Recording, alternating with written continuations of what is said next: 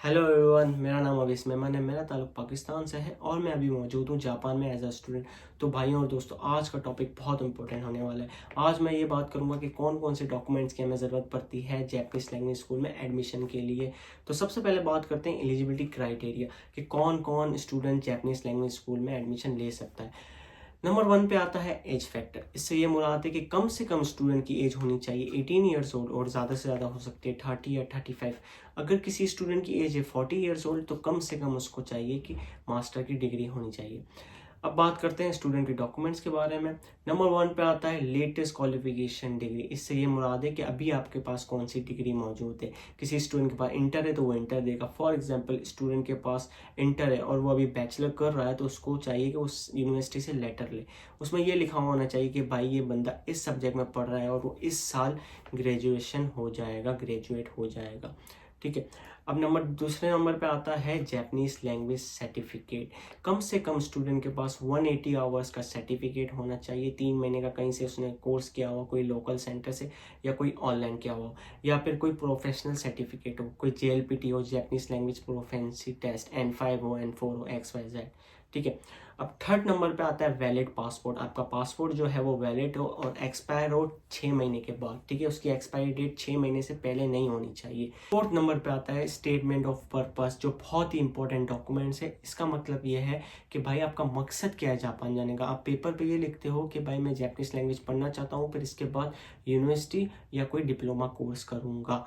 ठीक है। बहुत सारे स्टूडेंट लिखते हैं वर्क वगैरह का। मैं तो प्रेफर ये करूँगा कि वर्क या कोई काम का ना लिखें, वो ये लिखे कि मैं कोई डिप्लोमा कोर्स करूँगा 2 साल का या फिर मैं यूनिवर्सिटी जाऊँगा। ठीक है। फिफ्थ पे आता है एम्प्लॉयमेंट सर्टिफिकेट। अगर कोई स्टूडेंट काम कर रहा है तो एम्प्लॉयमेंट सर्टिफिकेट चाहिए, या फिर प्रीवियस हिस्ट्री में उसने कोई काम किया है तो एक्सपीरियंस लेटर चाहिए।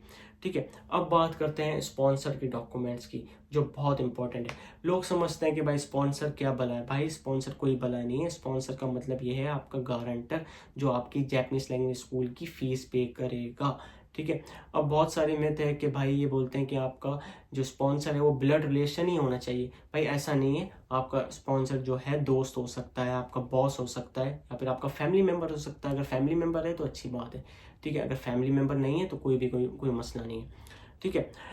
अब स्पॉन्सर के बैंक अकाउंट की बात करते हैं। तो भाई स्पॉन्सर का जो बैंक अकाउंट है वो कम से कम पुराना होना चाहिए, 4 साल या 5 साल या 3 साल। ठीक है। क्योंकि रिक्वायरमेंट है 2 years of bank statement. Number 1 पे आता है 2 ईयर्स ऑफ बैंक स्टेटमेंट, जिसका क्लोजिंग बैलेंस होना चाहिए 2 मिलियन येन। ठीक है, जो अभी बनते हैं पाकिस्तान के हिसाब से 40 लाख। ठीक है।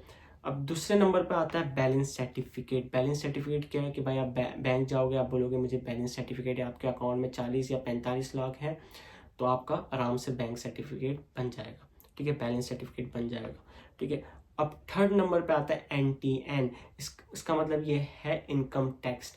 आप सालाना जो आपका स्पॉन्सर पे करेगा उसका NTN चाहिए 2 साल का। ठीक है। अब थर्ड नंबर पे आता है बिजनेस सर्टिफिकेट या फिर एम्प्लॉयमेंट सर्टिफिकेट।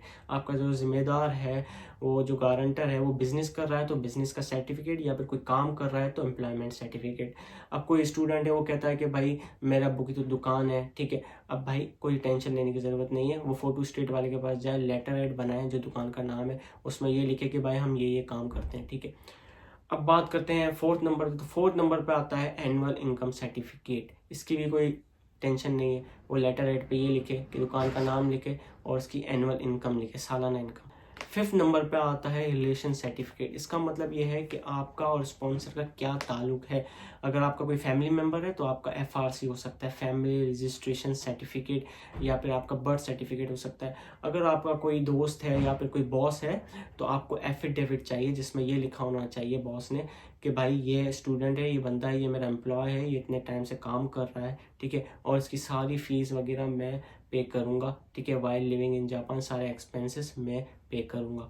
ठीक है। ये एफिडेविट पे लिखा होना चाहिए और ये अटेस्ट होना चाहिए, अपना नोटराइज होना चाहिए। तो ये है मेन डॉक्यूमेंट्स जो जापानीज लैंग्वेज स्कूल में रिक्वायर्ड है। एडिशनल डॉक्यूमेंट्स भी हो सकते हैं जो आपको स्कूल मेल करता है। ठीक है, वो भी इजीली अरेंज हो सकते हैं। ठीक है। अगर आपको कोई बात समझ नहीं आई हो, कोई डॉक्यूमेंट्स के बारे में समझ नहीं आया हो, तो आप मुझे इंस्टा पे मैसेज कर सकते हो। और अभी तक किसी ने मेरा चैनल सब्सक्राइब नहीं किया, लाइक नहीं किया, तो पहले सब्सक्राइब कर लें। मिलते हैं दूसरी इंफॉर्मेटिव वीडियो में। अल्लाह हाफिज़।